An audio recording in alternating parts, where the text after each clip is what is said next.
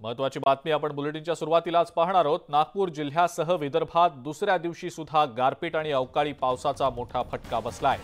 गारपिटीमुळे हरभरा, गहू, तूर, भाजीपाला आणि फळबागा यांना मोठा फटका बसलाय आणि त्यामुळे शेतकऱ्यांचं नुकसान झालेलं आहे। विदर्भातल्या 6 जिल्ह्यांना हवामान विभागाने येलो अलर्ट जारी केलेला आहे।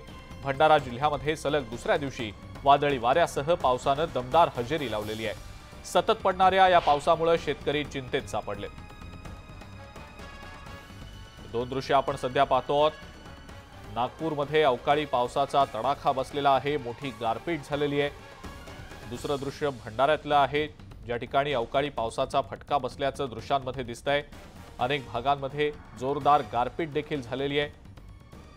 गहू, तूर, हरभरा या पिकांना या अवकाळी पाऊस आणि गारपिटीमुळे मोठा फटका बसलाय।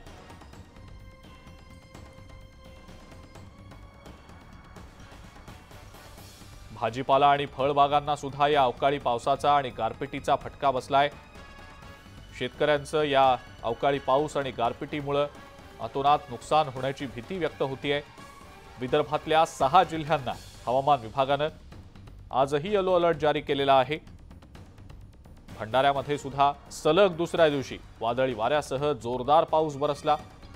काही ठिकाणी गारपीट देखील झाल्याचं समजतंय।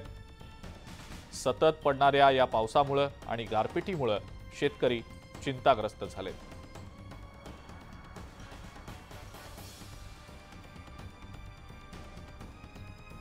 हवामान विभागाने पुढचे 3 दिवस अवकाळी पावसाचा इशारा दिलेलाच आहे। 6 जिल्ह्यांना विदर्भातल्या येलो अलर्ट जारी करण्यात आलेला आहे। मात्र गेले 2 दिवस देखील असाच अवकाळी पाऊस आणि गारपिटीचा फटका विदर्भातल्या अनेक जिल्ह्यांना बसल्याचं पाहायला मिळतंय। काही ठिकाणी शेतकऱ्यांच्या हातातोंडाशी आलेला घास हिरावला गेलेला आहे। या अवकाळी पाऊस आणि गारपिटीविषयीची अधिक अपडेट आपण जाणून घेणार आहोत। आपले नागपूरचे प्रतिनिधी उदय तिमांडे सध्या आपल्या सोबत आहेत। उदय, विदर्भातल्या 6 जिल्ह्यांना अवकाळी पाऊस आणि गारपिटीचा मोठा तडाखा बसल्याचं दिसतंय आणि यामुळे गहू, तूर, भाजीपाला या सगळ्या पिकांचं मोठं नुकसान देखील झाल्याची माहिती मिळते। काय नेमकी उदय सध्याची स्थिती? अजिंक्य, खरं तर काहीच दिवसांपूर्वी झालेल्या अवकाळी पावसातून आता शेतकरी सांभाळायला लागलेला होता। शेतात असलेलं पीक जे आहे आता उभं राहायला लागलं होतं। त्यामुळे पुढच्या काही दिवसांमध्ये हे पीक बाजारात विकून जे आहे ते शेतकऱ्यांना चांगले दिवस येणार होते। मात्र गेल्या 2 दिवसापासून ज्या पद्धतीने नागपूर आणि विदर्भातल्या काही जिल्ह्यांमध्ये अवकाळी पावसानं सुरुवात केलेली आहे, यावरून पुन्हा एकदा शेतकरी जो आहे तो चिंतातूर झालेला आहे। गेले 2 दिवस नागपूर जिल्ह्यातल्या जवळपास सगळ्याच तहसीलमध्ये जे आहे ती गारपीट होत आणि या गारपिटीमुळे जे आहे ते अक्षरशः पिकांना झोडपून काढलेला अशी परिस्थिती आहे। आम्ही सध्या या कापसाच्या शेतामध्ये आपण पाहतोय की या कापसाची 2 वेळा तोडणी झाली असली तरी तिसरं पीक जे आहे ते शेतात होतं। मात्र 2 दिवस होत असलेल्या गारपिटीनं जे आहे ते अक्षरशः या शेताला झोडपून काढलेलं आहे। जे पिकं आहेत ते अक्षरशः आडवे पडलेले आणि या झाडांवरती असलेला कापूस देखील जो आहे तो जमिनीवरती गळून पडल्याचं आपल्याला पाहायला मिळत आहे आणि ज्या बोंडांना थोडाफार कापूस लागलेला आहे तो कापूस ओला झाल्यामुळे जे आहे त्या कापसाची आता गुणवत्ता पूर्णपणे संपलेली आहे। त्यामुळे या कापसाला आता बाजारात भाव मिळणार नाही। त्यामुळे शेतकऱ्यांना काहीच दिवसात चांगले दिवस येतील ही अपेक्षा होती। मात्र आता ती अपेक्षा जी आहे ती या गारपीट